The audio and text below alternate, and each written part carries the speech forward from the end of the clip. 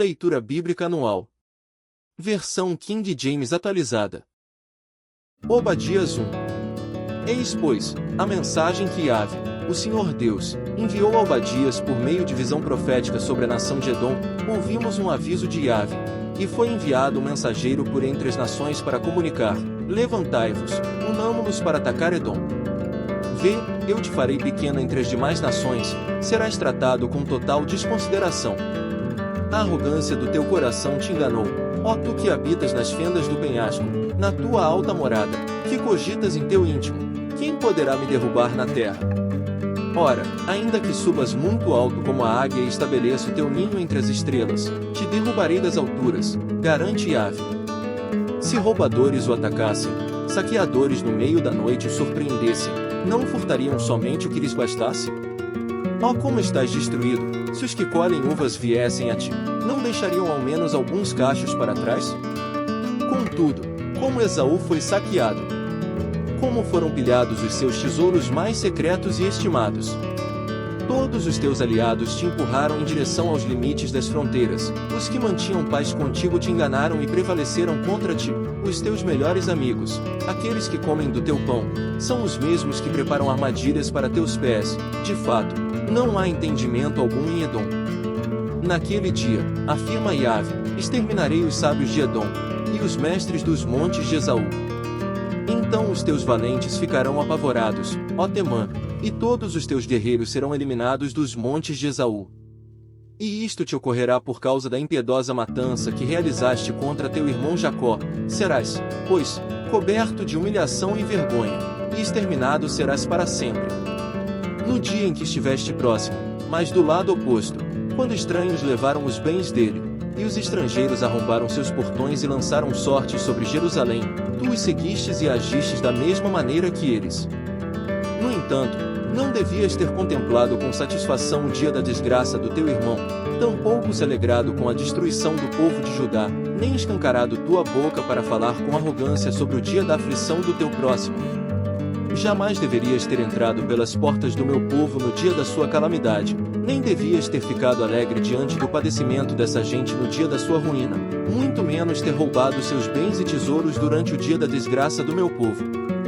Não devias ter feito emboscadas nas encruzilhadas, a fim de liquidar as poucas pessoas que conseguiam escapar da matança, muito menos ter entregado alguns sobreviventes aterrorizados ao inimigo. Eis, portanto, que o dia de Yahvé está muito próximo, e esse dia vem sobre todas as nações. Como fizeste ao teu próximo, assim se fará contigo. O teu feito retornará sobre a tua própria cabeça. Do mesmo modo como bebestes da minha punição, no meu santo monte, todas as nações ao redor igualmente o sorverão sem parar. Embebedar-se-ão de castigo até o fim, e serão como se jamais tivessem existido. Contudo, no alto do monte de Sião, haverá livramento, e lá estarão todos os que escaparam, e ele será santo, e a descendência de Jacó possuirá a sua herança. A casa de Jacó será semelhante a um grande fogo, e a casa de José, como que labaredas. A descendência de Esaú será como a palha. Eles a incendiarão e a consumirão. Não haverá sobreviventes da casa de Esaú, e assim será, porquanto Yahvé o disse. Os do Neguebe se apossarão dos montes de Esaú, e os da Cefelá, as terras entre a planície costeira e as montanhas, ocuparão a terra dos filisteus. Eles tomarão posse dos campos de Efraim e de Samaria, e Benjamim se apossará de Gileade. Os cativos do exército dos israelitas tomarão posse do território dos cananeus até Sarepta. Os exilados de Jerusalém que estão em Sefarade, ocuparão as cidades do Neguebe. O povo de Deus, vitorioso, haverá de subir o monte de Sião, e governarão a montanha de Esaú. E Yahvé será o rei. Apocalipse 4. Depois desses acontecimentos, observei uma porta no céu, e a primeira voz que eu ouvira, voz como de trombeta, falando comigo, chamou-me: sobe até aqui, e eu te revelarei os eventos que devem ocorrer depois destes. Imediatamente, me vi absolutamente tomado pelo Espírito, e diante de mim estava um trono no céu e nele estava assentado alguém. Aquele, pois, que estava sentado tinha fisionomia semelhante às pedras lapidadas de diamante e sardônio. Ao redor do trono, reluzia um arco-íris parecendo uma esmeralda.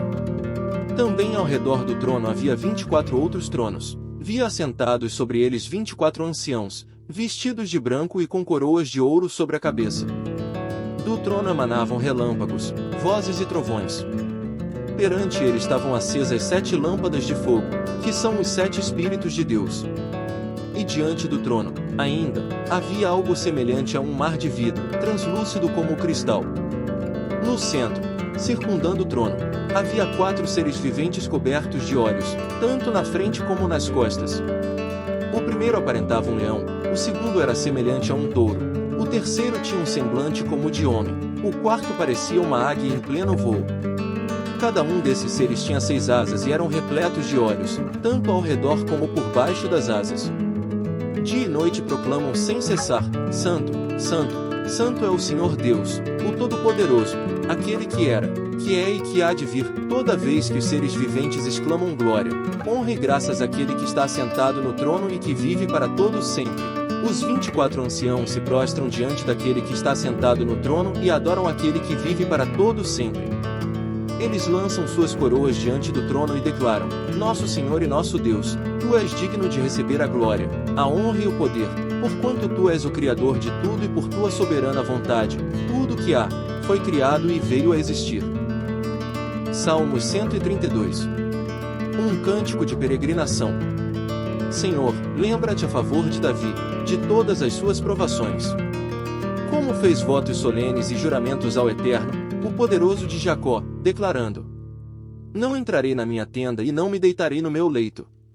Não permitirei que meus olhos conciliem o sono nem que minhas pálpebras repousem, enquanto não encontrar um lugar para o Senhor, uma habitação para o poderoso de Jacó. Ouvimos falar que a arca poderia ser encontrada em Efrata, mas a encontramos nos campos de Jaar. Entremos na sua habitação, vinde e adoremos ao Senhor diante do estrado de seus pés. Levanta-te, ó Senhor, e vem para o teu lugar de repouso, tu e a arca onde resplandece a tua glória. Vistam-se de justiça os teus sacerdotes, e rejubilem-se com cânticos de louvor os teus fiéis. Por amor ao teu servo Davi, não rejeites o teu ungido. O Senhor determinou uma promessa a Davi, um juramento firme que ele não revogará jamais: estabelecerei um dos teus descendentes no teu trono. Se os teus filhos guardarem a minha aliança e as prescrições que eu lhes ensino, também os filhos deles se assentarão no teu trono por toda a eternidade. Pois o Senhor escolheu Sião com a vontade de constituí-la sua morada. Este será sempre o lugar do meu repouso, ali residirei, porque assim eu o desejei. Abençoarei copiosamente suas provisões e de pão saciarei seus pobres.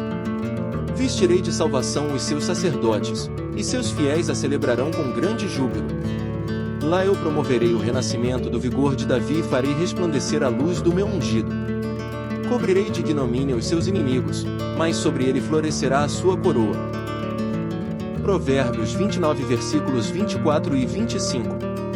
O comparsa de um criminoso é sempre o pior inimigo de si mesmo. Se diante das autoridades ele disser a verdade, será castigado. Se não disser, Deus o punirá.